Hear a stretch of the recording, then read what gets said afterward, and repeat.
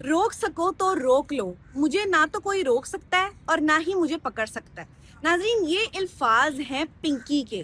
पिंकी जो कि एक कराची की मशहूर और बहुत बड़ी मंशियात फरोश डीलर है, और उसका अपना एक प्रोडक्शन यूनिट भी है जहाँ पे वो खुद कोकेन तैयार करती है।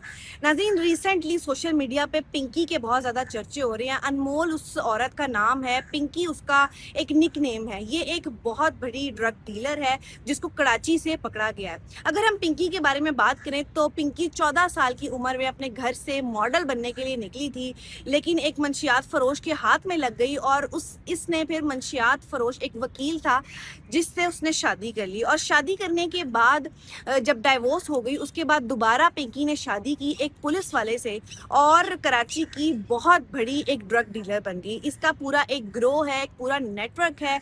पिंकी का एक वॉइस नोट जो है वो बहुत ज़्यादा वायरल हो रहा है, जिसके अंदर वो ये कहती है कि तमाम जो पुलिस ऑफिसर हैं ये रिटायर हो जाते हैं, 6-6 7-7 साल बाद जब रिटायर होते हैं तो फिर मेरे पास आते हैं और हंस के कहते हैं कि हम आपको ढूंढ रहे थे, हम आपको पकड़ने की कोशिश कर रहे थे, लेकिन आपको नहीं पकड़ा गया।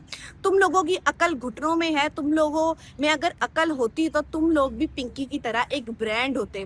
और मुझे कोई नहीं पकड़ सकता, कराची में अंधेर मचा हुआ है, तुम लोगों की सोच से ज्यादा दुकानें और लोग जो हैं वो इस में शामिल हैं, इस ग्रोह में शामिल हैं।